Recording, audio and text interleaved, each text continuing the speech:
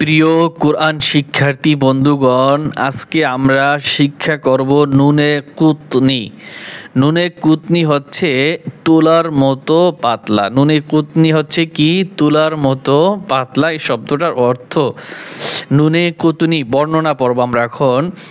শব্দের শেষ হরফে তানউইন আর দ্বিতীয় শব্দের শুরুতে জজম অথবা তাসদীদ থাকলে পূর্বের এবং পরের দুই শব্দকে মিলিয়ে পড়ার সময় দুই জবরের জায়গায় এক জবর, দুই জেরের জায়গায় এক জের, দুই পেশের জায়গায় এক পেশ পড়তে হয় এবং দুই শব্দের মাঝে একটি ছোট নুন বসিয়ে নিচে জের দিয়ে পরের শব্দের সাথে মিলিয়ে পড়তে হয়। ওয়াকফ করলে নুনে কুতনি পড়তে হয় না। এটা হচ্ছে বইয়ের ভাষা। এখানে অনেক পেজ দিয়ে লেখানো আছে।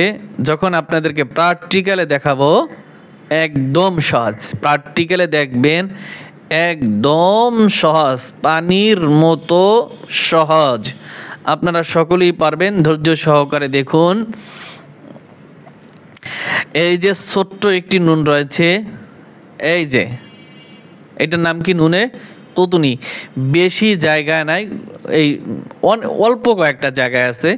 কত জায়গায় রয়েছে সেটা সঠিক করে বলতে পারবো না, তবে আমার মনে পড়ে 30 নম্বর পাড়ার 2 জায়গায় রয়েছে, আর সেই 2 জায়গায় এখানে উদাহরণে রয়েছে।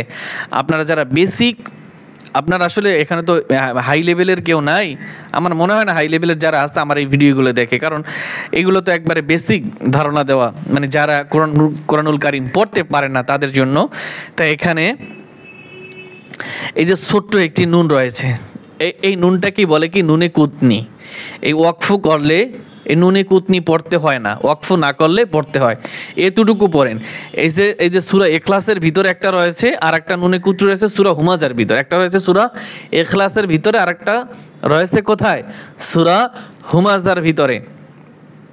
এই 2 জায়গায় এখানে উদাহরণ সুন্দর মতো আপনাদেরকে পড়াই দেবো। ভিডিওটা টানবেন না, কেউ স্কিপ করবেন না, সম্পূর্ণ দেখবেন ভিডিওতে, এবং একটি লাইক কমেন্ট করার বিশেষভাবে আপনাদের কাছে অনুরোধ থাকবে।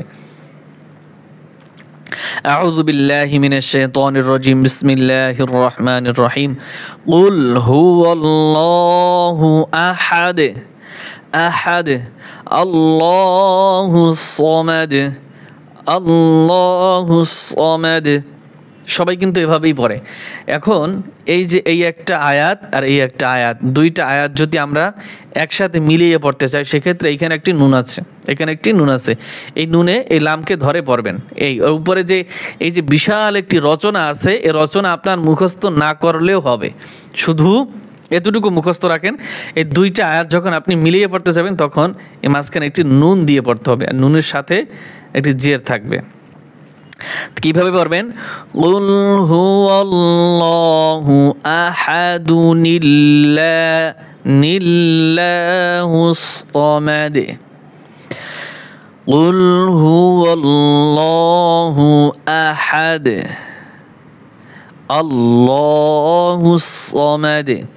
এটা হচ্ছে ওয়াকফ করে পড়লে, দেখেন এই যে ওয়াকফ করে পড়লে, ওয়াকফ করলে পড়লে এখানে নুন থাকবে না, আর মিলিয়ে পড়লে এখানে নুন থাকবে। মিলিয়ে পড়লে নুন থাকবে, এতটুকুই পার্থক্য। 2 আয়াত যদি একসাথে পড়তে যান, সেক্ষেত্রে নুন থাকবে, আর না হয় নুন থাকবে না। এটা গেল সূরা ইখলাসের ভিতরে। আর সূরা হুমাজার ভিতরে যেটা রয়েছে, এখানে দেখুন সূরা হুমাজার ভিতরে যেটা রয়েছে, এই যে 2 আয়াত মিলিয়ে পড়লে ওয়াইলুল লিকুল্লি হুমাযাতিন লুমাযাতিনিল্লাযী। লুমাযাতি, এই যে ছোট নুন, নুনে কুতনি, নিল্লাযী জামাআ মালান ওয়া আদ্দাদাহ। বুঝতে পারছেন? 2টা আয়াত যদি মিলিয়ে পড়তে যায়, সেক্ষেত্রে নুনে কুতনি এই ছোট নুন দিয়ে পড়তে হবে। হ্যাঁ, লুমাযাতিল্লাযী পড়া যাবে না, তিল্লাযী পড়া যাবে না। আবার এইখানে আহাদুল্লাহ পড়া যাবে না, আহাদু নিল্লাহ। আর এখানে হুমাযাতিল লুমাযাতিনিল্লাযী।